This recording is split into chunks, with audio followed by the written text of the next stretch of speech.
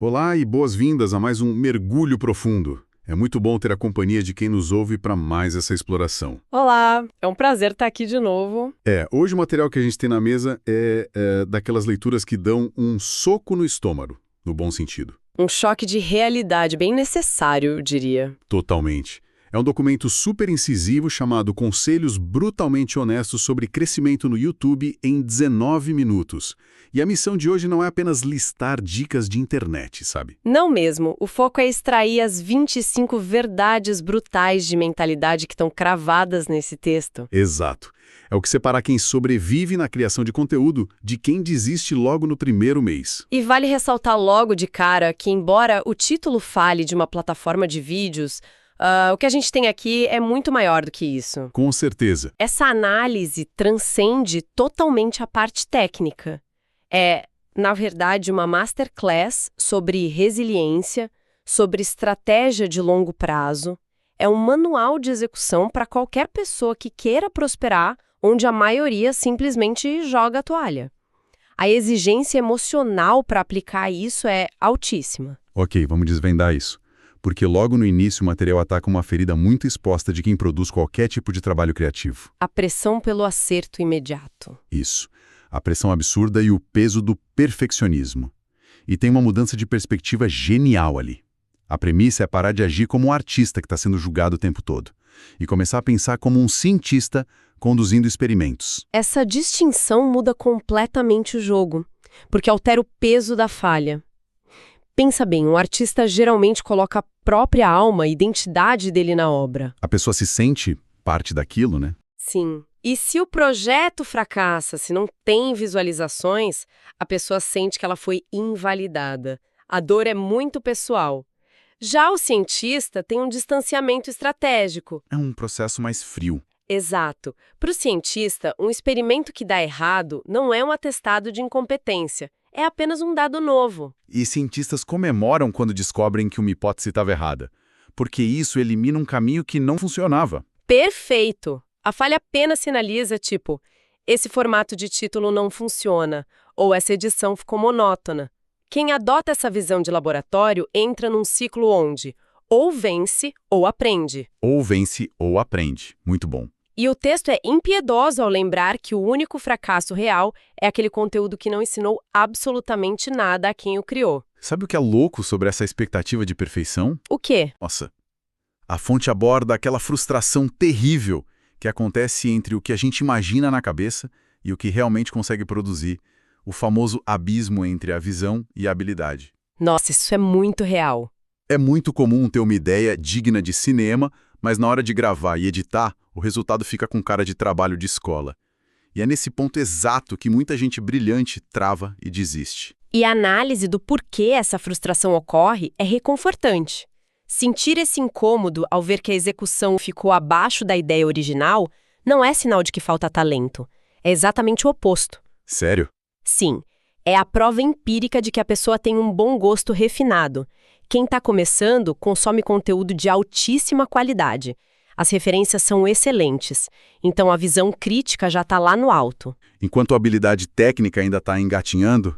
Exatamente. A régua está alta, mas as ferramentas ainda não acompanham. Mas aceitar que o próprio trabalho está ruim é difícil demais. O ego grita para não publicar. Com certeza. Mas compreender que esse descompasso é uma fase obrigatória do processo evita aquela desistência precoce. Não tem atalho secreto. O único jeito de fechar essa distância entre o bom gosto e a execução é através de um volume massivo de prática. Fazer muita coisa ruim antes do medíocre. E muita coisa medíocre antes do excelente. Isso mesmo. E é aí que entra o perfeccionismo atuando como o grande vilão. O material traz uma imagem muito boa. Diz que o perfeccionismo, no fundo, não é sobre buscar a excelência. É puramente o medo tentando blindar a pessoa da rejeição. O medo de ser julgado. E tem uma analogia que quebra muito essa lógica. Ninguém no planeta cobra a perfeição de alguém que está na primeira semana aprendendo a andar de bicicleta. Ninguém espera manobras radicais. É uma cobrança completamente desproporcional. E a metáfora da culinária que o texto traz ilustra isso de forma ainda mais clara. A da panqueca, né? Isso. A primeira panqueca que a gente joga na frigideira quase sempre sai uma tragédia. Fica crua no meio, toda torta. Queimada nas bordas, mas ninguém joga a frigideira fora e desiste do café da manhã por causa da primeira panqueca. A gente simplesmente ajusta o fogo e faz a próxima. Exato. E permitir-se postar aquele conteúdo imperfeito é um ato de vulnerabilidade, e isso bate de frente com a ilusão do preparo infinito. Existe uma indústria inteira que faz a gente acreditar que se comprar mais um curso ou assistir a mais um tutorial de iluminação, a gente vai pular a fase de ser iniciante. A armadilha do conforto intelectual. A teoria segura, não expõe ao ridículo, mas o documento é taxativo. 90% do aprendizado real vem exclusivamente de postar. De colocar a mão na massa. Conhecimento sem a fricção da ação é peso morto. É a mesma lógica da cozinha. Alguém pode passar meses assistindo reality shows de culinária. Isso não transforma ninguém num chefe. O aprendizado só acontece quando a cebola queima, quando a panela suja. Os conteúdos que dão errado são literalmente o pedágio para chegar nos conteúdos bons. Mas manter esse ritmo nos leva a um território mais denso, que é a sobrevivência emocional a longo prazo. O material define essa jornada não como uma corrida rápida, mas como uma maratona mental exaustiva. E a imagem que usam para descrever essa sensação é de um realismo assustador. A jornada é comparada a escalar uma montanha completamente coberta por uma neblina espessa. Imagina o cenário. A pessoa está subindo, o ar fica rarefeito, as pernas doem. E a neblina é tão densa que não dá para ver o pico para saber a distância do objetivo. E, pior, não dá para olhar para baixo e ver o quanto já se subiu.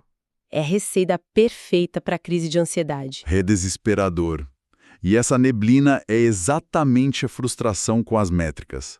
É passar semanas roteirizando material incrível para ele ter 200 visualizações, enquanto o algoritmo empurra um vídeo feito de qualquer jeito para milhões de pessoas. É muito injusto. Como não surtar e jogar o computador pela janela num cenário desses? A resposta brutal da fonte é que vence o jogo quem simplesmente continua subindo a montanha com neblina, ignorando a falta de visibilidade. Mas, para o criador conseguir continuar dando um passo depois do outro, tem um alerta fundamental sobre burnout. A exaustão mental. A energia criativa precisa ser tratada com o mesmo rigor matemático de uma conta bancária. Como assim? No sentido de não gastar tudo de uma vez. Exatamente. Se uma pessoa acorda muito motivada e gasta toda a energia emocional produzindo loucamente durante uma semana, ela inevitavelmente contrai uma dívida de energia.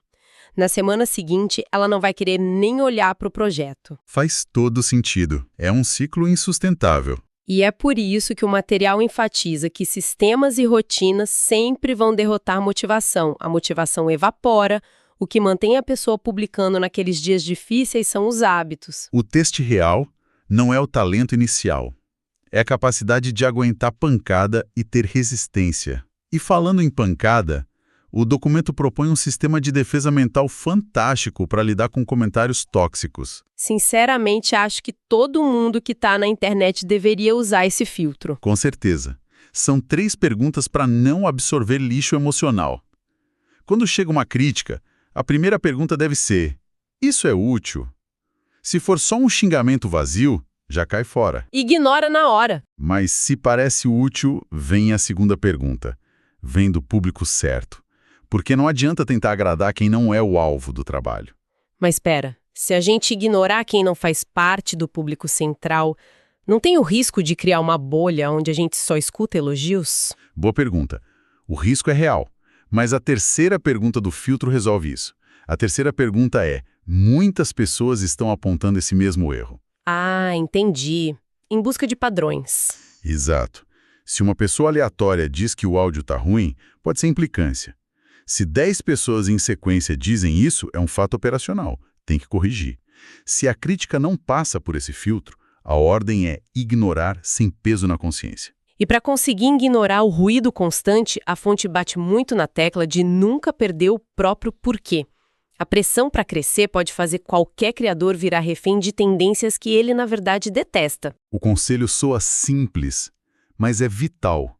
Não crie algo que odeia fazer apenas por visualizações. Se o processo não tiver alegria genuína, a maratona vira tortura e o abandono é uma questão de tempo. Além disso, a gente esquece que criar conteúdo não serve apenas para aglomerar audiência, né? Esse é um ponto de virada muito maduro do documento.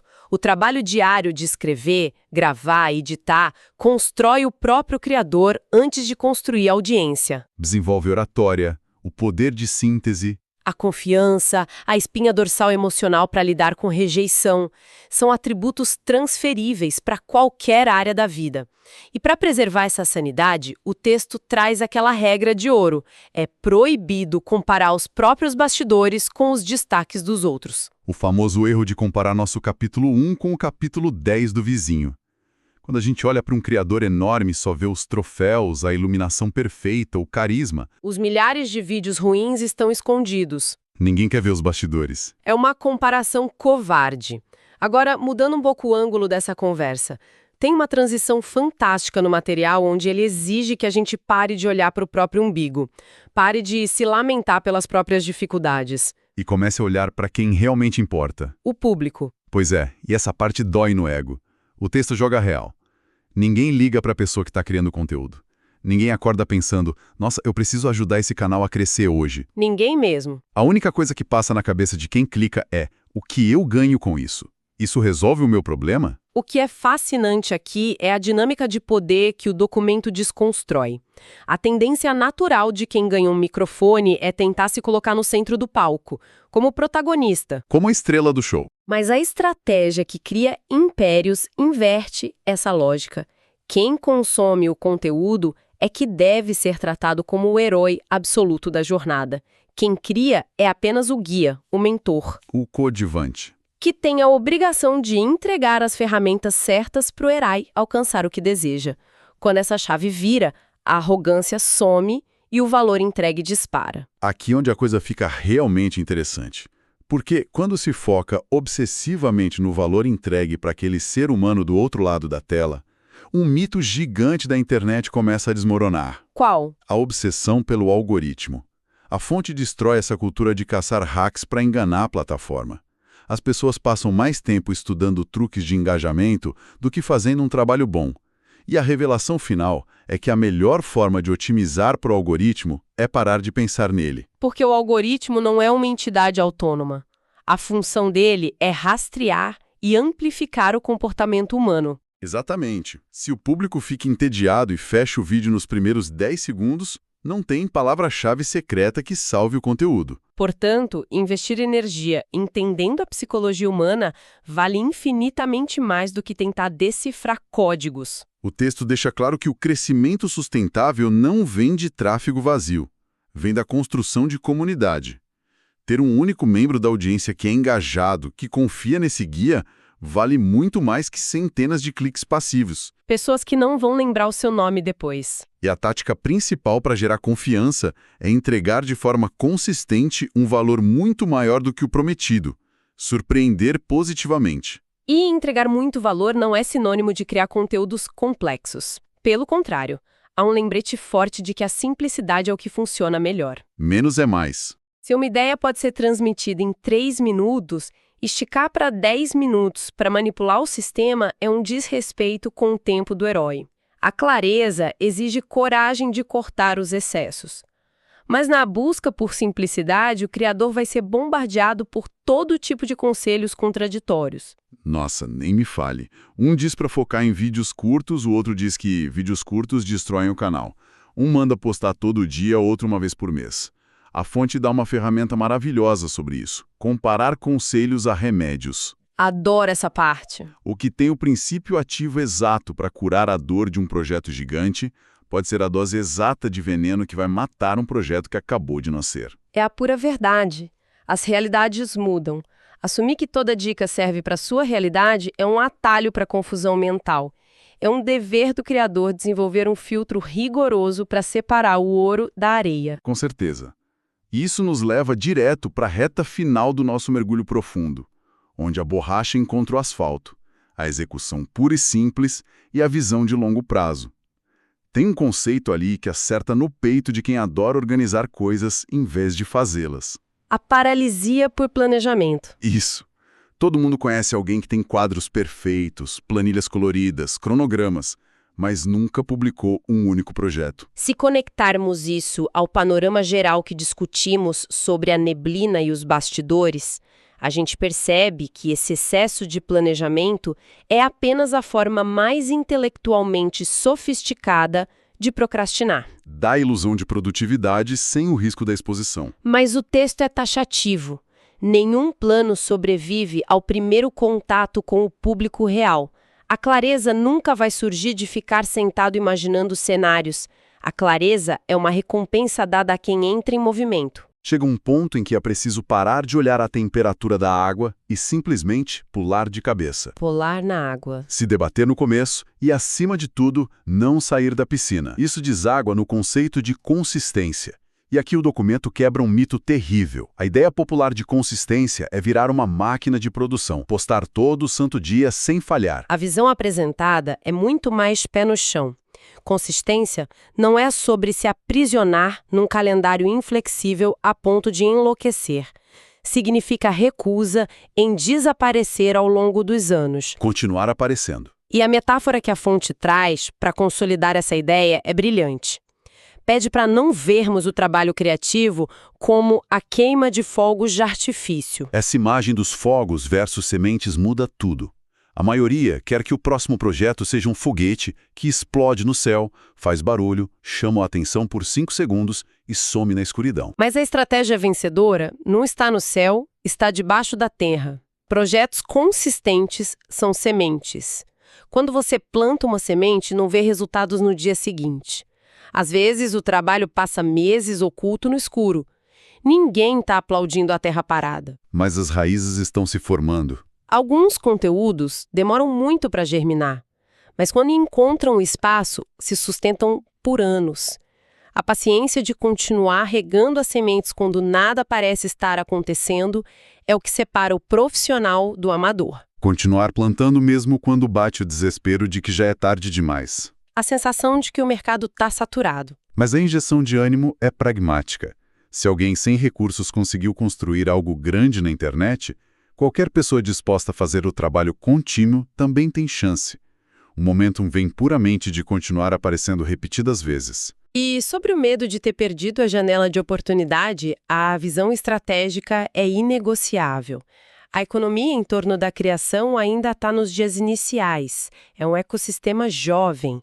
Ficar esperando na arquibancada até que as condições estejam perfeitas é a única garantia de que nada vai acontecer. O melhor momento para começar foi ontem. O segundo melhor é agora. Exatamente, sem desculpas e sem atalhos. Bom, chegando ao final dessa jornada por essas mentalidades, tem uma frase que encerra o material e resume toda a nossa discussão. O texto diz com todas as letras: o criador que começa e aprende sistematicamente com os erros vai sempre ultrapassar o perfeccionista genial que nunca tem coragem de publicar. Uma verdade absoluta. O que isso significa? A obrigação não é entregar a obra-prima no primeiro dia. A única obrigação é dar o primeiro passo, começar pequeno. Porque daqui a um ano, quem acompanha a gente começar hoje vai desejar ter começado exatamente hoje. Sabe, isso levanta uma questão importante que extrapola os limites da internet. Se a gente internalizar essa ideia de tirar o foco dos nossos medos e transformar o outro no grande herói da jornada, como isso muda a maneira como apresentamos nosso trabalho numa reunião? Nossa! Como muda a forma como a gente escreve um e-mail ou vende uma ideia? E se o nosso verdadeiro sucesso depender inteiramente da nossa habilidade de ajudar os outros a alcançarem o sucesso deles? Esse é o tipo de provocação que deixa a gente olhando para o teto antes de dormir. Que virada de chave sobre onde devemos colocar o foco. Bem, com essa reflexão pesada, a gente encerra a análise aprofundada de hoje. Foi uma troca incrivelmente rica. Agradeço a quem nos ouviu até aqui por emprestar sua atenção, que essas verdades sirvam de motor. Um grande abraço e até o nosso próximo mergulho profundo.